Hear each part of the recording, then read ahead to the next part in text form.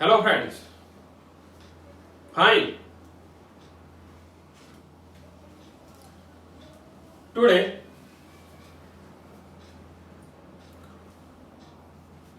we discuss topic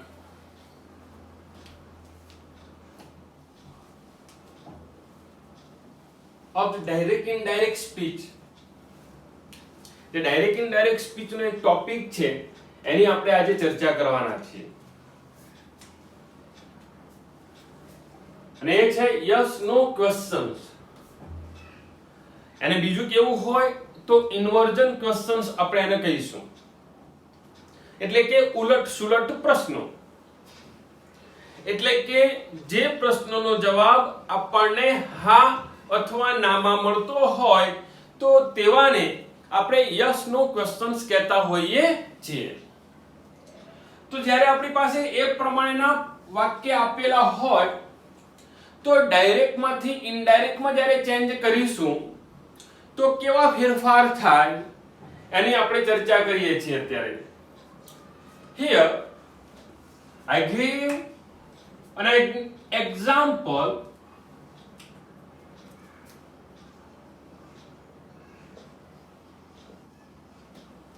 Mitesh said to Maya,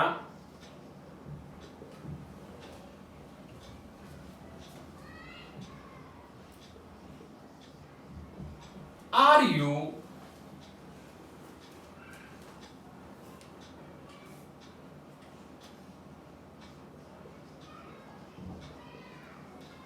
cleaning my room now? આ રીતે આપણી પાસે એક વાક્ય આપેલું છે અને આને જ્યારે આપણે ડાયરેક્ટ માંથી ઇનડાયરેક્ટ માં ચેન્જ કરીશું તો કેવા ફેરફાર થશે. નંબર 1, અગાઉ આપણે ચર્ચા કરી કે જ્યાં આપણે એવી વાત થઈ કે જો આપણી પાસે વિધાન વાક્ય હોય એટલે કે રિપોર્ટેડ સ્પીચ, જો વિધાન વાક્ય હોય તો આપણે જે કંઈ said to હતું તો said to ને જગ્યાએ આપણે told નો ઉપયોગ કર્યો સાંભળનાર હોય એટલે. પરંતુ અહીંયા આપણી પાસે પ્રશ્નાર્થ છે અને જ્યારે પ્રશ્નાર્થ હોય વાક્ય તો એ વખતે જે said to હશે એ said to ને બદલે પ્રશ્નાર્થ હોય તો આપણે ત્યાં ask નો ઉપયોગ કરતા હોઈએ છીએ. ઓકે, તો ફરીથી ફ્રેન્ડ્સ આ બાબત ખાસ ધ્યાન રાખવાની છે. અહીંયા વિધાન વાક્ય હોય રિપોર્ટેડ સ્પીચ તો said to નું આપણે told કર્યું, એમ અહીંયા પ્રશ્નાર્થ હોય તો આપણે શું કરીશું, અહીંયા asked લખીશું અહીંયા. તો હવે મારે જ્યારે અહીંયા લખવાની શરૂઆત કરવી હોય તો હું વાક્યને બનાવવાનો પ્રયત્ન કરીશ તો આ રીતે બનાવીશ. Mitesh said to છે એની જગ્યાએ asked કોને કહે છે, માયા. ઓકે, તો સૌ પ્રથમ ફેરફારની વાત થઈ તો ફેરફારમાં આપણે આ પ્રમાણે જોયું કે રિપોર્ટેડ સ્પીચ પ્રશ્નાર્થમાં હોય તો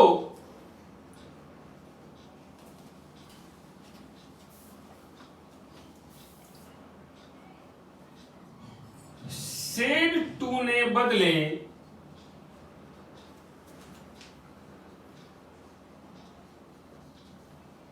asked આવે છે. ઓકે, નંબર 1 ફેરફાર આ થયો કે બોલનાર કોણ, મિતેશ, સાંભળનાર કોણ, માયા. ઓકે, તો મિતેશ દ્વારા વાક્ય બોલાયું છે અને સાંભળનાર માયા છે આપણી પાસે. અને પ્રશ્નાર્થ હોવાને લીધે આ જે છે એ said to ને બદલે આપણે asked નો ઉપયોગ કરીશું. ઓકે, નાઉ ત્યારબાદ વિધાન વાક્ય હતું આપણી પાસે તો વિધાન વાક્યમાં એજ સંયોજકની જો વાત કરતા હોઈએ તો સંયોજક તરીકે આપણે ધેટ નો ઉપયોગ કર્યો. ઓકે, ત્યાં સંયોજક છે તો સંયોજક તરીકે આપણે ધેટ નો ઉપયોગ કર્યો હતો. But here you have the question mark. તમારી પાસે પ્રશ્નાર્થ ચિહ્ન છે એટલે કે પ્રશ્નાર્થ વાક્ય છે.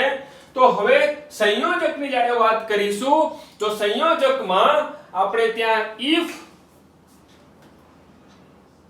if અથવા whether નો ઉપયોગ થાય છે. કોનો ઉપયોગ કરીશું આપણે? if અથવા whether નો ઉપયોગ કરીશું. પરંતુ બને ત્યાં સુધી આપણે if ઉપયોગ કરવાનો વધારે વાપરીશું. ઓકે, વધારે આપણે if નો ઉપયોગ કરવાનો પ્રયત્ન કરીશું. પણ આ ક્યાંક ખાલી જગ્યાઓમાં આવી ગયું હોય, એડિટિંગમાં આવી ગયું હોય તો આપણને ખ્યાલ હોવો જોઈએ કે આ વાક્ય એ સ્પીચનું છે. ઓકે, તો હવે અહીંયા લખવાનું થાય તો અહીંયા લખ્યું આપણે if અથવા whether. તમે if લખો અથવા whether લખો, બંને સાચું છે. તો અહીંયા સમજાવવાનો પ્રયત્ન થાય તો અહીંયા આ રીતે લખી શકીએ હવે કે સંયોજક તરીકે કોનો ઉપયોગ કરીશું આપણે? if અથવા whether આવે. આ ખાસ ધ્યાન રાખવાનું છે કારણ કે જ્યારે આપણે એક્સપ્રેશન કે શીખીશું તો એ વખતે આ કામમાં આવવાનું છે દરેક. તો અહીંયા if અથવા whether નો ઉપયોગ કરીશું. said to હોય તો એની જગ્યાએ આપણે asked લખીશું. તો હવે અહીંયા આટલા સુધી આવે આપણે. હવે આગળ વધવું છે. તો જ્યારે તમારી પાસે યસ નો ક્વેશ્ચન્સ વાળો પ્રશ્નાર્થ એટલે કે ઇન્વર્જન્સ હોય તમારી પાસે તો એ વખતે એને ડાયરેક્ટ માંથી ઇનડાયરેક્ટ માં ફેરવવી. એટલે આ ખાસ બાબત યાદ રાખવાની છે મિત્રો કે જે પણ વાક્ય હોય એને આપણે પહેલું તો સાદું વાક્ય બનાવી દેવું પડશે. સાદું એટલે કે એસર્ટિવ એટલે કે વિધાન વાક્ય આપણે એને બનાવવું પડે. અને જ્યારે વિધાન વાક્ય જ્યારે બનાવવાની વાત કરતા હોઈએ તો આપણે યસ નો ક્વેશ્ચન્સ આપણે જ્યારે શીખ્યા હતા તો એ વખતે ચર્ચા કરી હતી કે જે કંઈ ક્રિયાપદ હોય એ ક્રિયાપદને આપણે આગળ લાવી દઈએ છીએ અને તો એ વાક્ય ઇન્વર્જન ક્વેશ્ચન્સ બની જાય છે. આવી આપણે ચર્ચા કરી હતી. ઓકે, તો અહીંયા પણ તમે જોઈ શકો છો are you cleaning my room now આ રીતે છે. તો હવે જ્યારે અહીંયા બનાવવાનો હું પ્રયત્ન કરીશ એટલે શું થશે? અહીંયા કે પ્રશ્નાર્થ છે તો સાદું વાક્ય બનાવીશ એટલે યુ છે આગળ આવી જશે, અહીંયા આર એ એના સ્થાને આવી જશે અને ક્લીનિંગ માય રૂમ નાઉ આ રીતે આ સાદું વાક્ય બની જાય છે. તો હવે અહીંયા બનાવીએ કે સૌપ્રથમ શું કરીશું કે પ્રશ્નાર્થ વાક્યને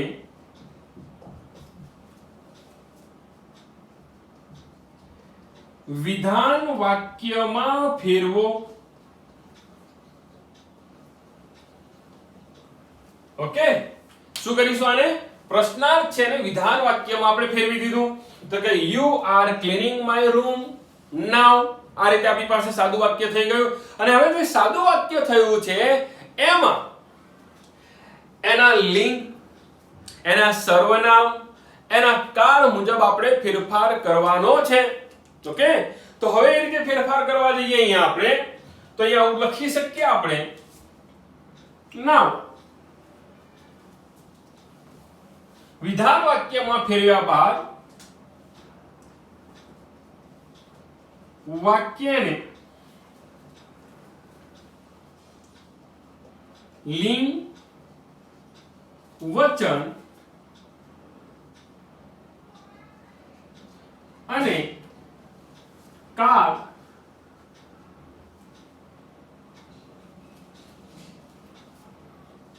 ના નિયમ મુજબ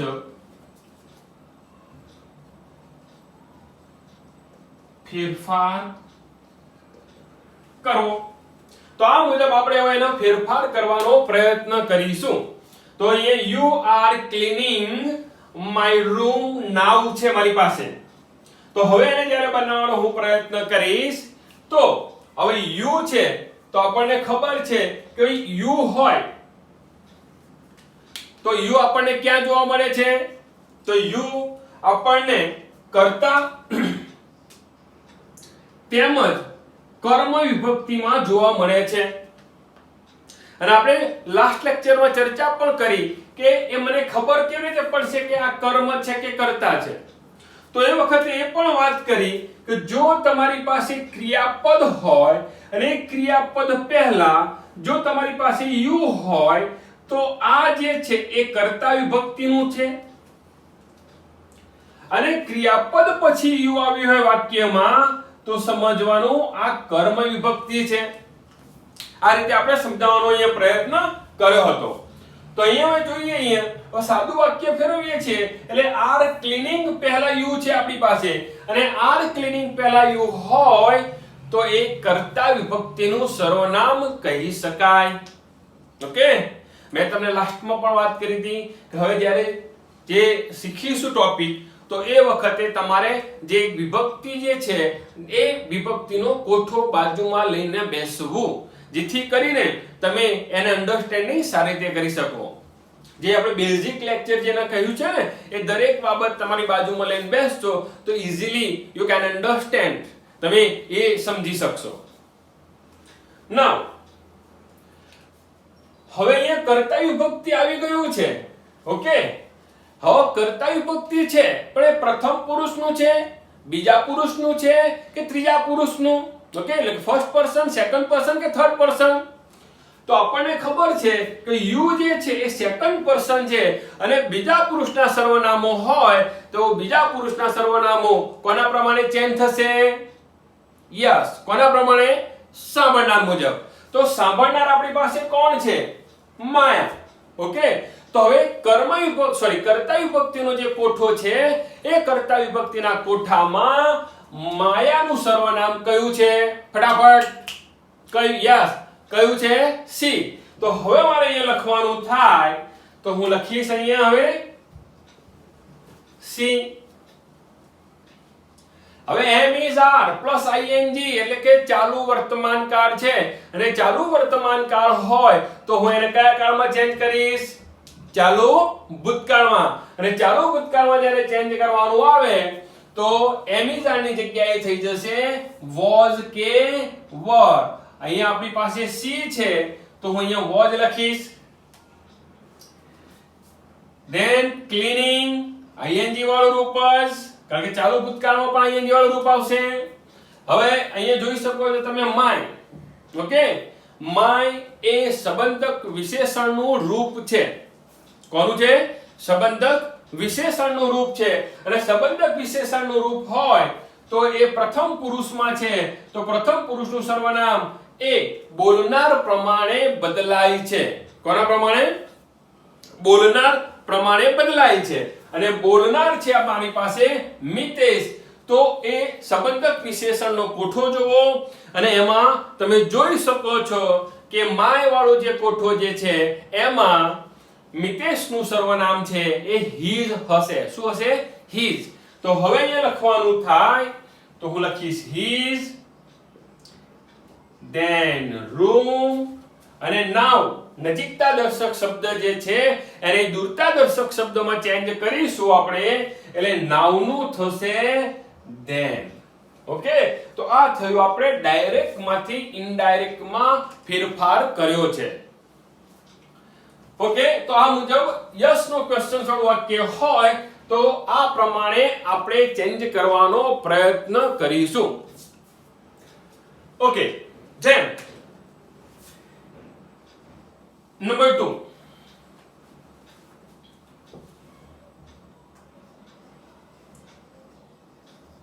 કાવ્યા said to.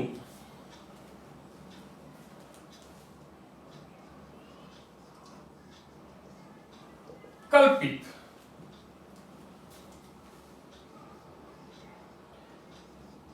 Do you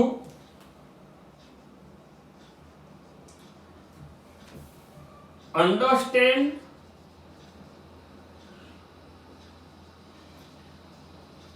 my topic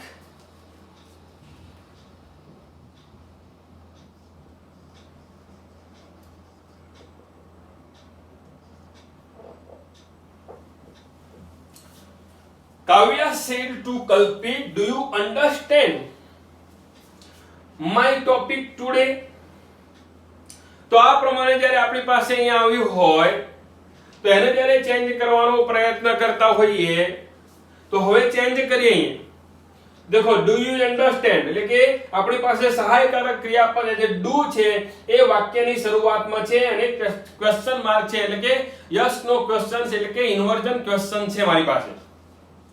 તો હવે એને ચેન્જ કરવું હોય તો અહીંયા ચેન્જ કરીએ છીએ. હવે તો લખીશું કાવ્યા પ્રશ્નાર્થ છે એટલે લખીશું અહીંયા ask. ઓકે, then સાંભળનાર છે કલ્પિત, તો કલ્પિત આવી ગયા આપણી પાસે. હવે એના સંયોજકનો ઉપયોગ કરીશું. તો સંયોજક તરીકે આપણે કોનો ઉપયોગ કરીએ છીએ? if અથવા whether. અને if અથવા whether હોય તો હું અહીં લખીશ if do you understand. હવે આપણી પાસે do you understand છે અહીંયા, સમજો.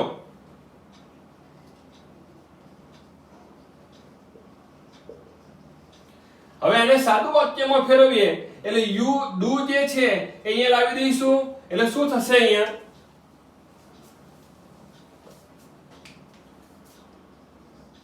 યુ ડુ અન્ડરસ્ટેન્ડ થશે અહીંયા.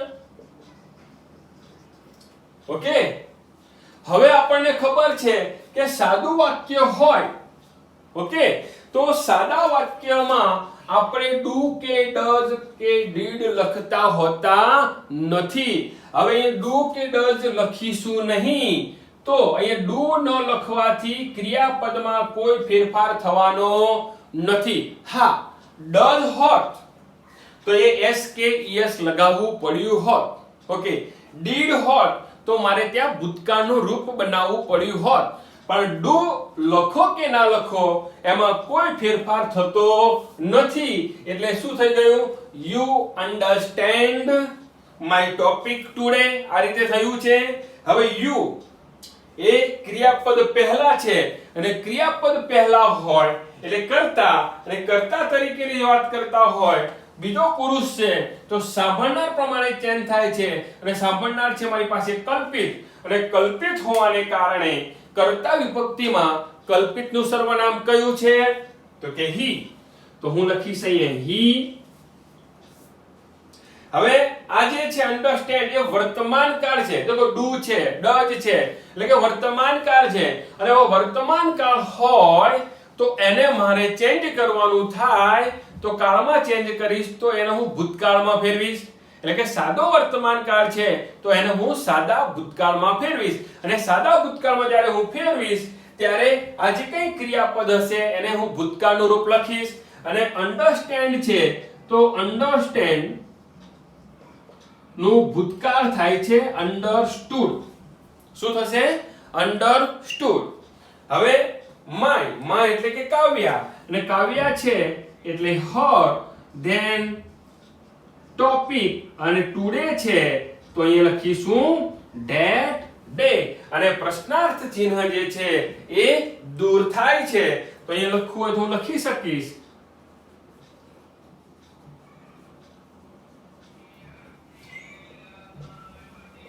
પ્રશ્નાર્થ ચિહ્ન દૂર કરવું. ઓકે, તો આ મુજબ આપણે અહીંયા આ વાક્યને ચેન્જ કરવાનો પ્રયત્ન કર્યો છે. નાઉ ફ્રેન્ડ્સ, હવે થોડો આઈડિયા આવી ગયો હશે આપણને કે ડાયરેક્ટ માંથી ઇનડાયરેક્ટ માં જ્યારે આપણે ફેરવીએ છીએ તો કેવા ફેરફારો થતા હોય છે. નાઉ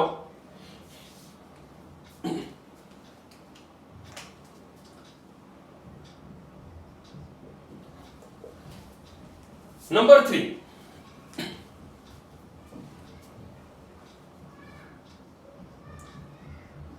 Hina said to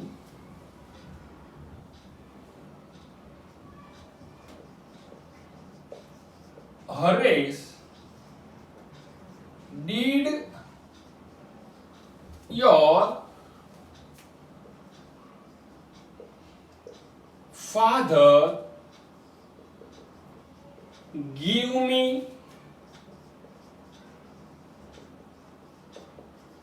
permission?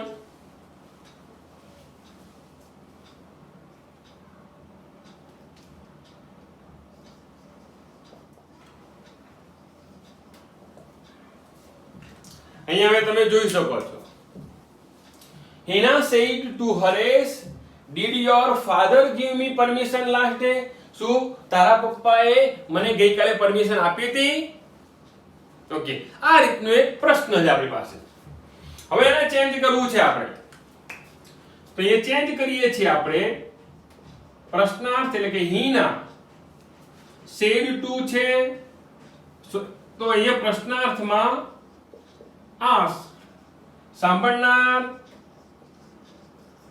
Haresh. Okay, અહીંયા સાંભળનાર તરીકે આપણી પાસે હરેશ છે. હવે અહીંયા બનાવીએ, અહીંયા સંયોજકની વાત કરીશું, તો સંયોજક તરીકે અહીંયા લખ્યો આપણે if. કોનો ઉપયોગ કર્યો આપણે? if નો ઉપયોગ કર્યો છે, અથવા હું વેધર પણ લખી શકું છું. હવે અહીંયા તમે જોઈ શકો છો your father give છે, તો અહીંયા તમારી પાસે did your father અને give me, આ રીતે આપણી પાસે વાક્ય આપેલું છે. હવે એને સાદા વાક્યમાં ફેરવીશું, એટલે જે did જે છે એ did ક્યાં જશે? અહીંયા કર્તાની પછી. એટલે ઘણા મિત્રોને ખાસ ધ્યાન રાખવાનું છે કે શું કરે છે, your અને father છે એ બંનેને અલગ કરી દે છે. આવું ઘણી વખત કરતા હોય છે, પણ એ ધ્યાન રાખવાનું કે your father જે છે એ એક જ કર્તા છે, એ અલગ અલગ કર્યું નથી એને આપણે. ઓકે, આજે સંબંધક વિશેષણનું રૂપ લખ્યું છે આપણે અહીંયા.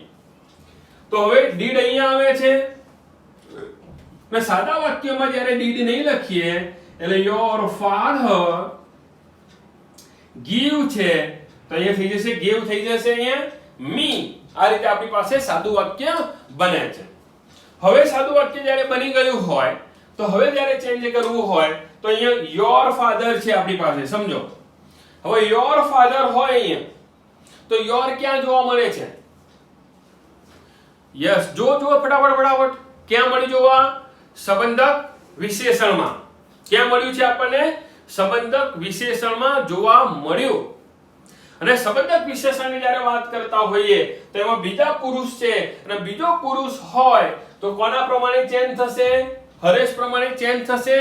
અને હરેશ પ્રમાણે જ્યારે ચેન્જ થતું હોય તો એ જ કોઠામાં હરેશનું સર્વનામ કયું છે? જુઓ તો, હરેશનું સર્વનામ કયું? his. તો હવે મારે લખવાનું આવ્યું અહીંયા his father. ઓકે, હવે gave છે એટલે કે ભૂતકાળ, અને ભૂતકાળ હોય તો કયા કાળમાં ચેન્જ થશે? પૂર્ણ ભૂતકાળમાં. અને પૂર્ણ ભૂતકાળ હોય એટલે લખીશું અહીંયા had પ્લસ give નું past participle given. હવે me, તો me શામાં જોવા મળે છે આપણને? કર્મ વિભક્તિમાં જોવા મળે છે. હવે કર્મ વિભક્તિમાં તમને જો જોવા મળતું હોય તો me એજ કર્તા કર્મ વિભક્તિમાં પ્રથમ પુરુષમાં છે, અને પ્રથમ પુરુષ હોય તો કોના પ્રમાણે ચેન્જ થશે? બોલનાર પ્રમાણે. કોના પ્રમાણે? બોલનાર પ્રમાણે. તો બોલનાર કોણ છે મારી પાસે? Hina. તો એ જ કોઠો તમે જુઓ કર્મ વિભક્તિનો, જે કર્મ વિભક્તિમાં me છે તો Hina નું સર્વનામ કયું છે? તો તમે જોઈ શકશો ત્યાં હર આપેલું હશે. તો અહીંયા હર પરમિશન. ઓકે, હવે લાસ્ટ ડે નજીકતા દર્શક શબ્દને આપણે દૂરતામાં ફેરવીશું એટલે થશે અહીંયા the previous day. અને પ્રશ્નાર્થ ચિહ્ન છે એ દૂર થાય છે, ખાસ રાખવાનું ધ્યાન. ત્યાં ફૂલ ક્વેશ્ચન માર્ક્સ ન થઈ જાય એનું ખાસ ધ્યાન રાખવાનું છે અહીંયા. Number 4,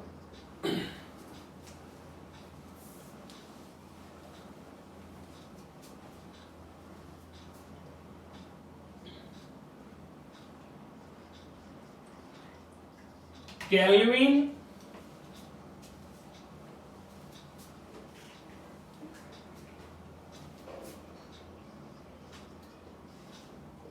said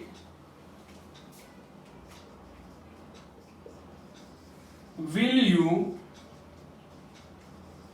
bring my gift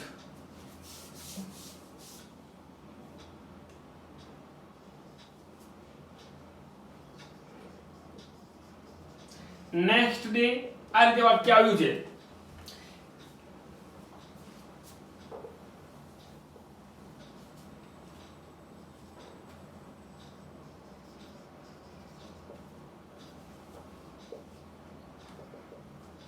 આ રીતે વાક્ય આપણને આપ્યું છે.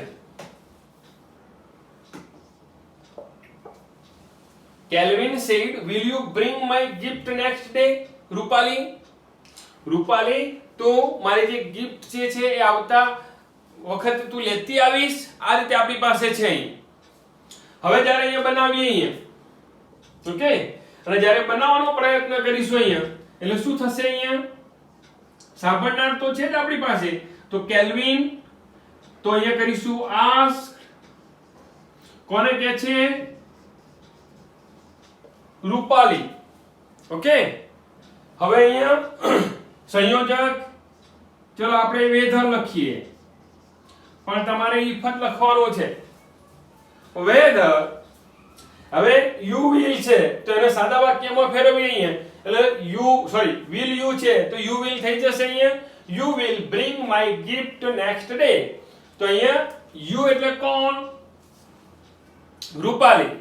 અને રૂપાલી છે એટલે અહીંયા લખીશું સી. ત્યારબાદ વિલ, તો વિલ નું થયું છે વુડ. ક્લિયર? અહીંયા આવ્યું વુડ. ધેન બ્રિંગ, તો બ્રિંગ નું બ્રિંગર્સ. ધ્યાન આપજો, અહીંયા બ્રોટ કરી ના દેતા. માય એટલે કોણ? કેલ્વિન એટલે કે હીઝ. gift, અને the following day. ત્યાં આવી જશે following day આવી જશે. નંબર 5,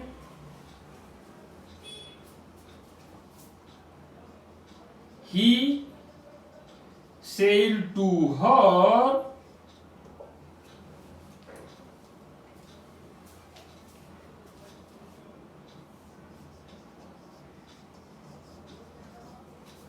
have you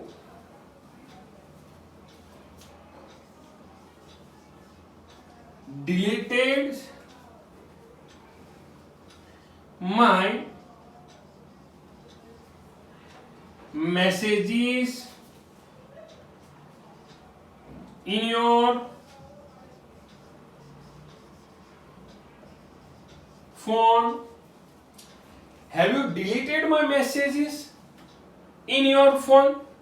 આ રીતે વાક્ય આપણી પાસે આવ્યું છે. અહીંયા દેખો, આપણે કોઈ નામની જગ્યાએ he અને her લખી દીધું છે. તો આ બાબત ખાસ ધ્યાન રાખવાની છે કે અહીંયા જ્યારે વાત કરીએ છીએ ત્યારે કર્મ વિભક્તિનું સર્વનામ લખવું પડે છે. તો અહીંયા he asked, કોને કહે છે? her. તો સંયોજકની વાત કરીએ અહીંયા, તો સંયોજક તરીકે કોનો ઉપયોગ કરીશું આપણે અહીંયા? if.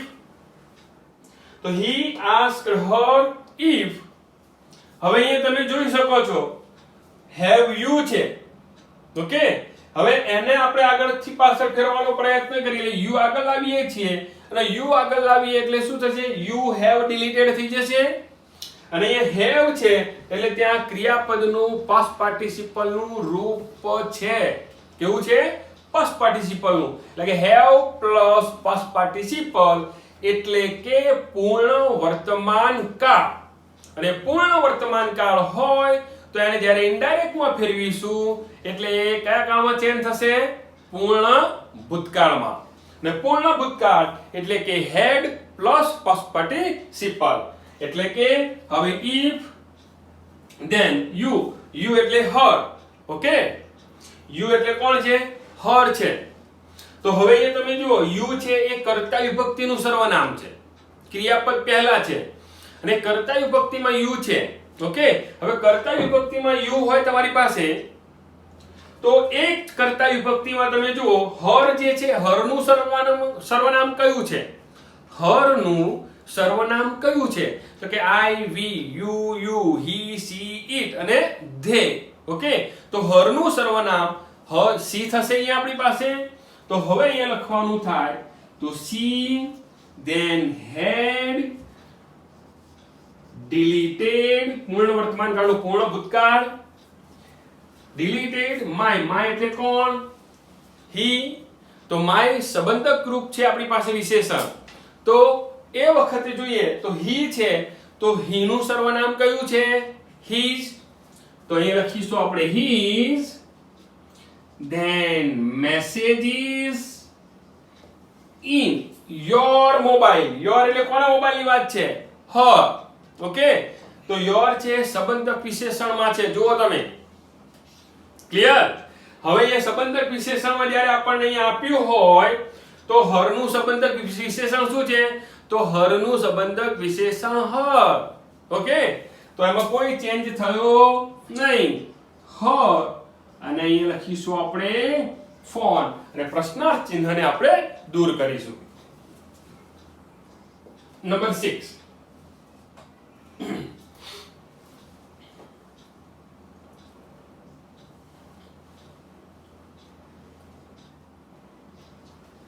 Arun said to Khushi,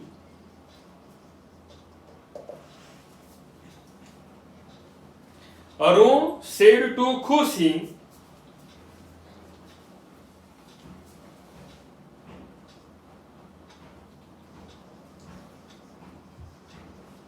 could you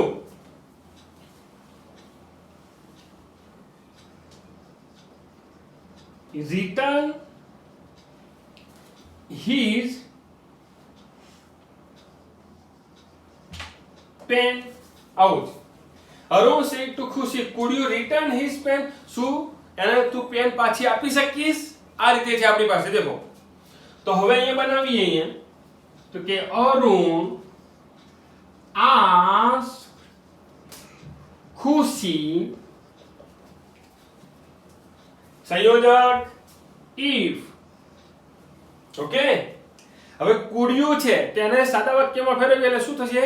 you could return. Okay, હવે you છે, you એટલે કોણ? ખુશી. અને ખુશી છે એટલે એ she થશે. હવે could છે આપણી પાસે તો આપણે એવી ચર્ચા કરી હતી જો would હોય તો would જ રહેશે, તો could હોય તો could જ રહેવાનું છે, should હોય તો should જ રહેશે, might હોય તો might જ રહેશે. એમાં કોઈ ફેરફાર થવાના નથી. એટલે હવે લખીએ અહીંયા could નું could return મૂળ રૂપ જ his. देखो his આપ્યું છે આપણને તો એ ત્રીજા પુરુષનું સર્વનામ છે ને ત્રીજા પુરુષના સર્વનામમાં કોઈ ફેરફાર થશે નહીં. એટલે કે his અને pen અને ફૂલ સ્ટોપ પ્રશ્ન ચિહ્ન આવતું નથી. તો ફ્રેન્ડ્સ અહીંયા ધ્યાન રાખવાનું છે કે સૌપ્રથમ જ્યારે ચેન્જ કરો તો RS જે પ્રશ્નાર્થમાં હોય તો said to ને બદલે asked લખીશું.